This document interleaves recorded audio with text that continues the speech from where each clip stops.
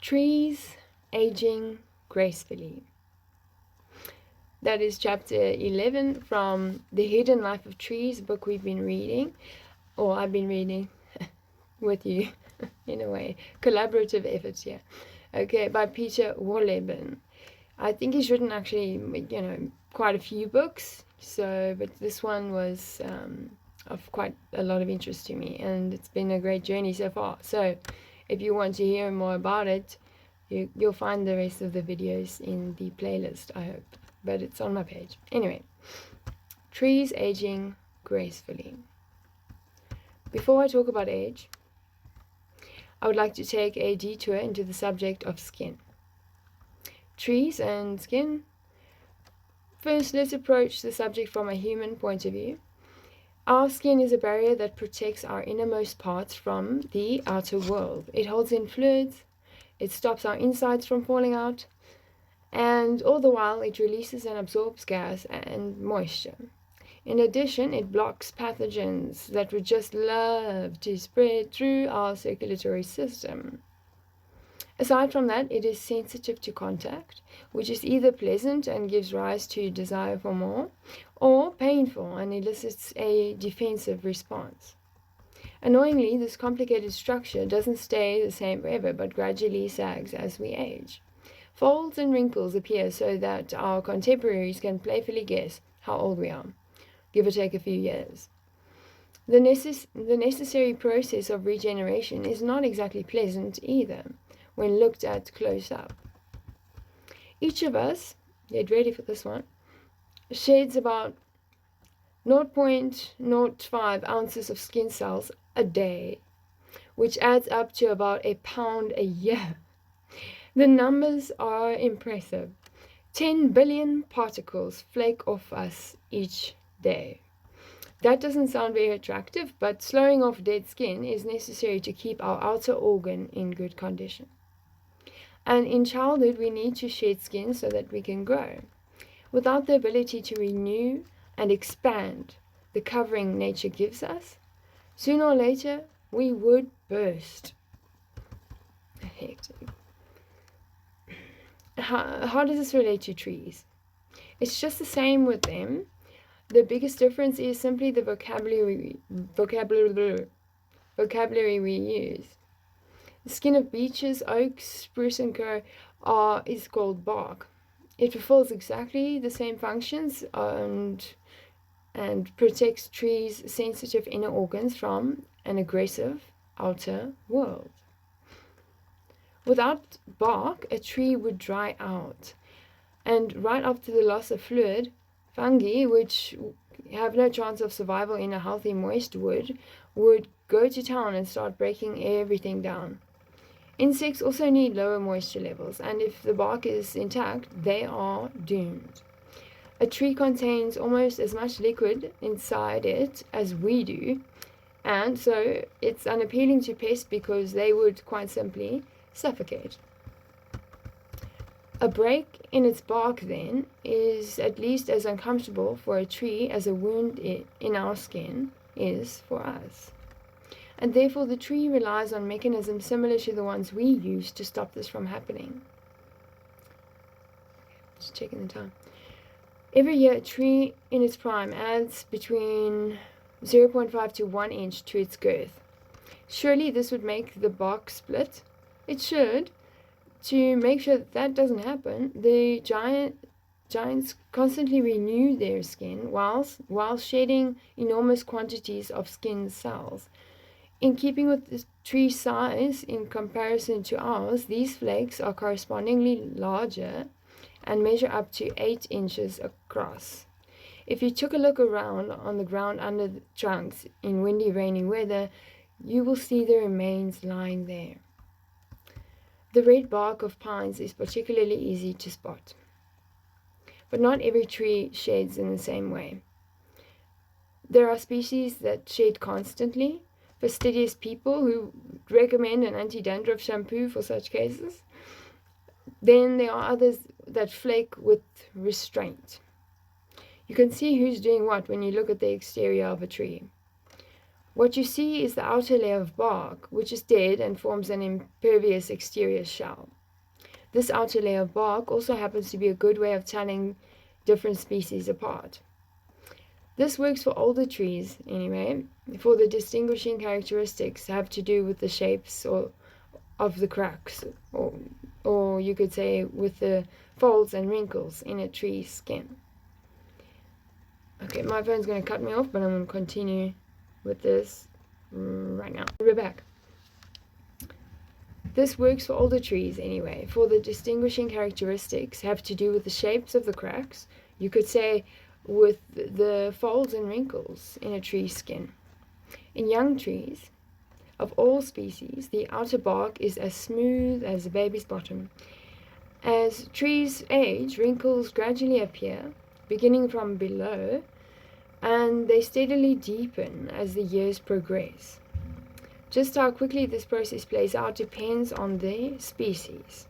Pines, oaks, birches, and Douglas firs start early, whereas beeches and silver firs stay smooth for a long time.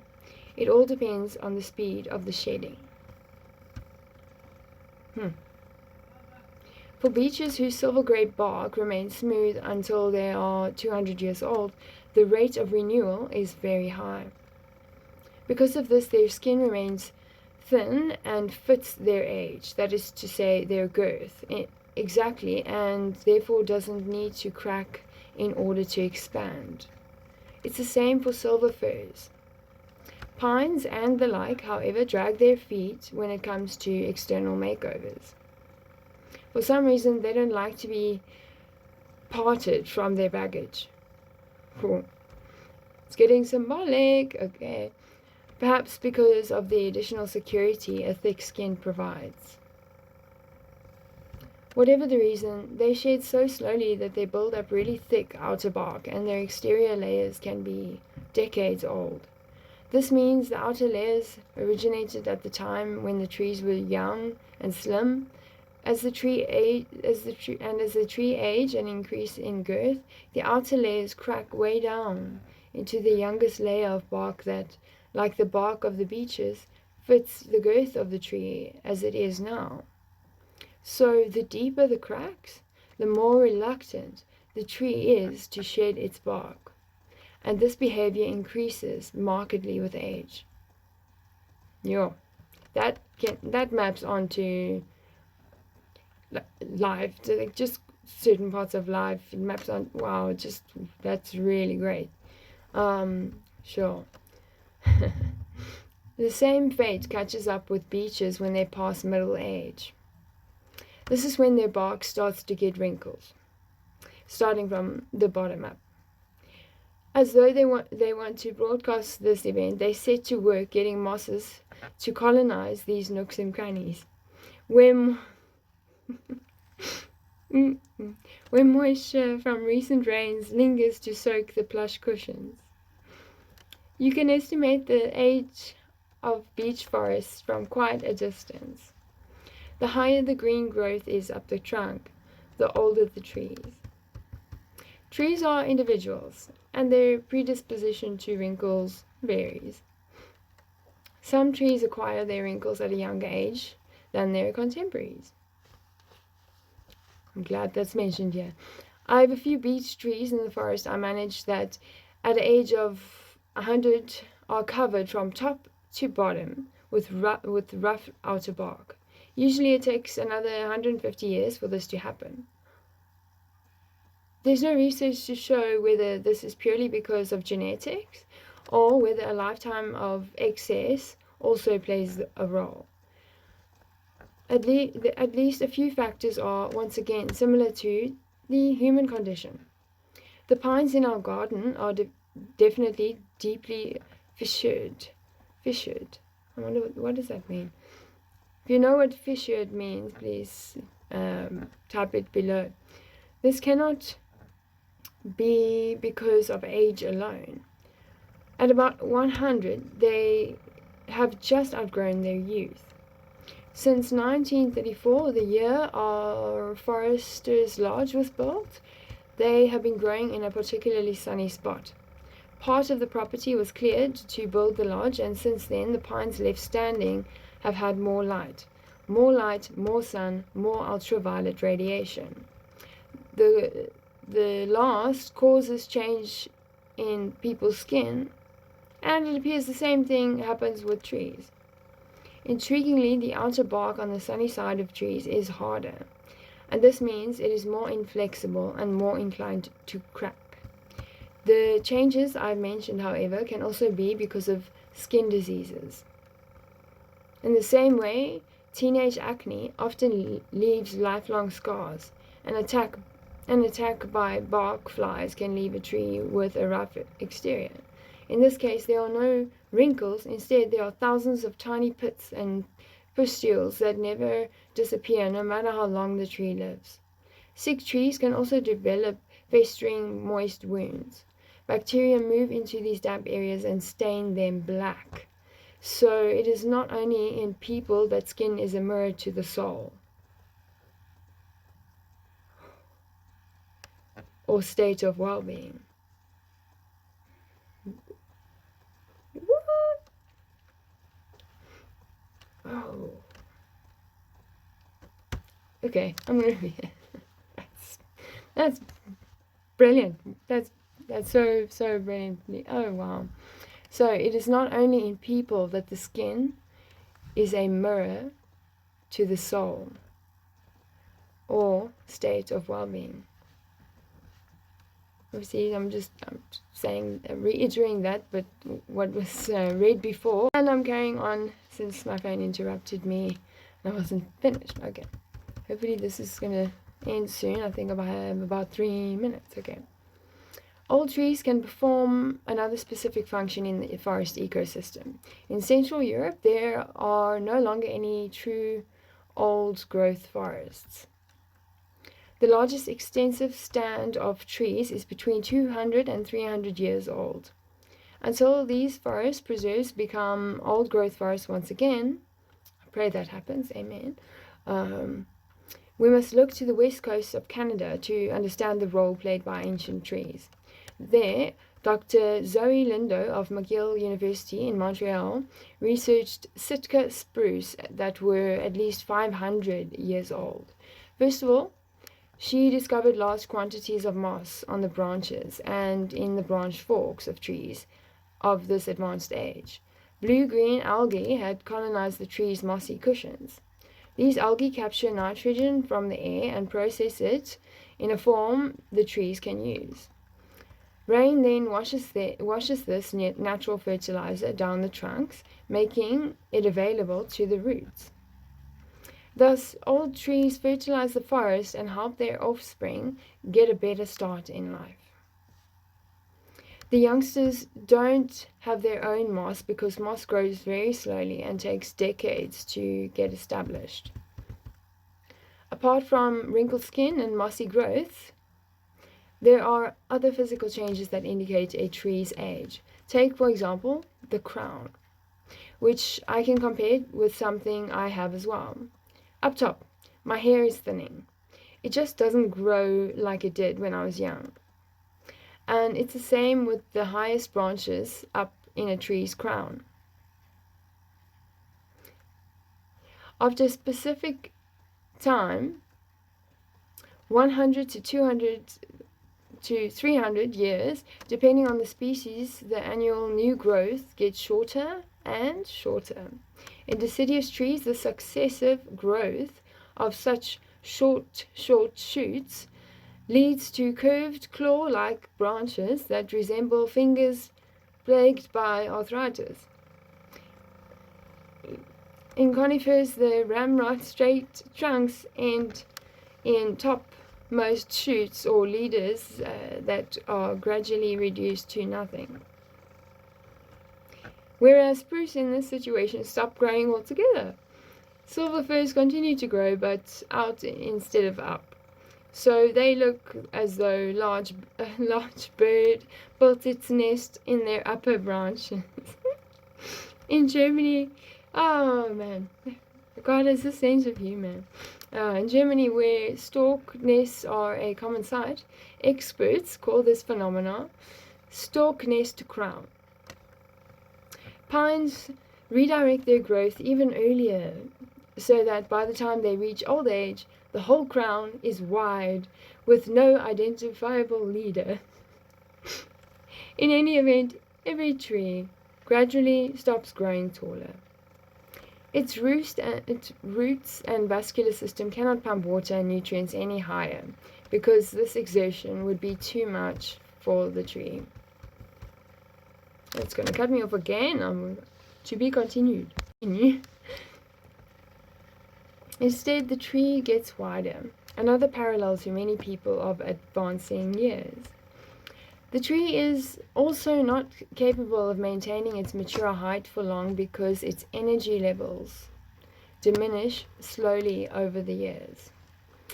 At first, it can no longer manage to feed its topmost twigs, and these die off. And so, just as an old person gradually loses body mass, an old tree does too. The next storm sweeps the dead twigs out of the crown, and after this cleanup, the tree looks a little fresher for a while.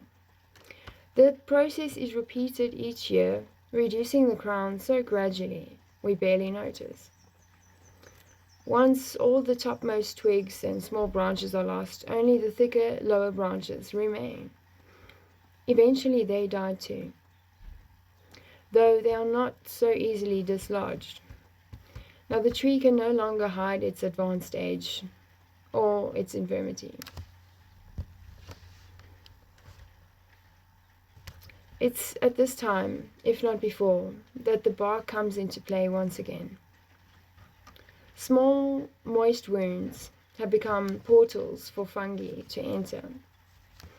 The fungi advertise their triumphant advance through the tree by displaying magnificent fruiting bodies that jut out from the trunk in the shape of semicircular saucers that grow larger with each passing year.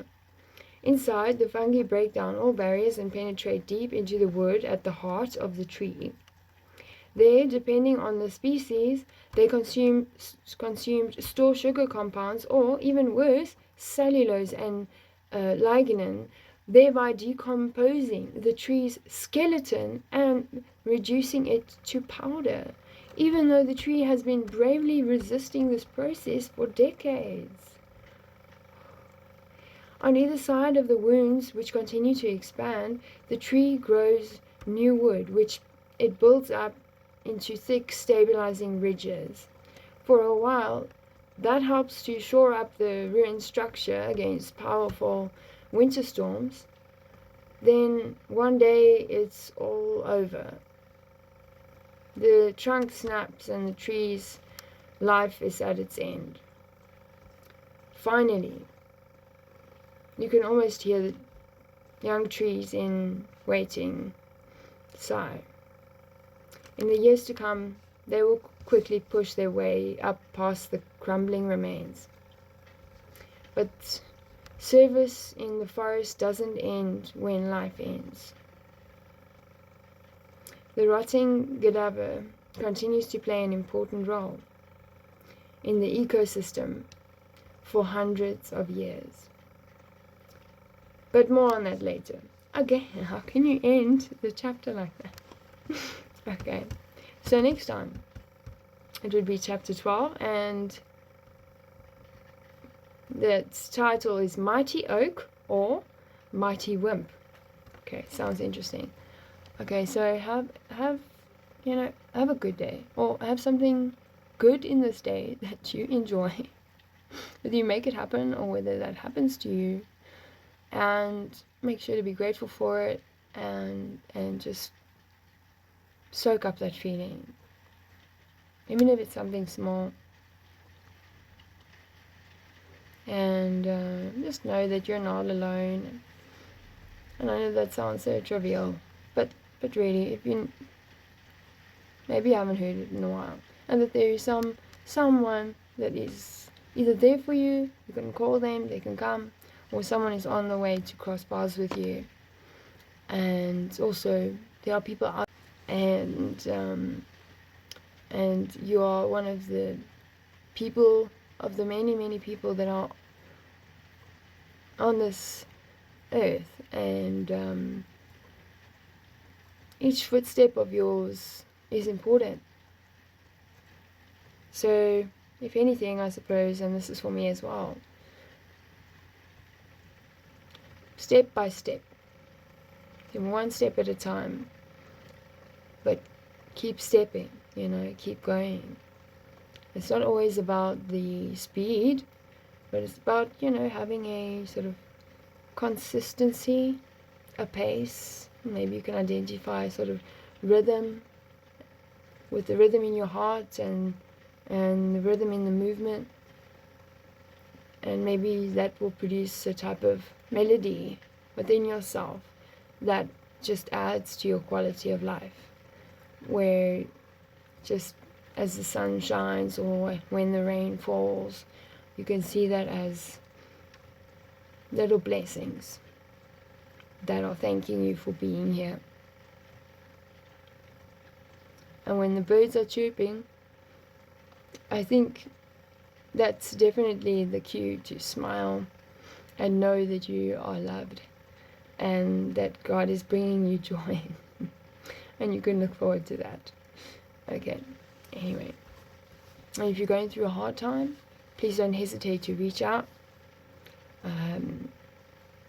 Often, and I hope that many people don't have to come to the realization after going through a really hard time that they maybe didn't have to go through, if they had just listened and done the action of reaching out. Yeah. Okay. Bye.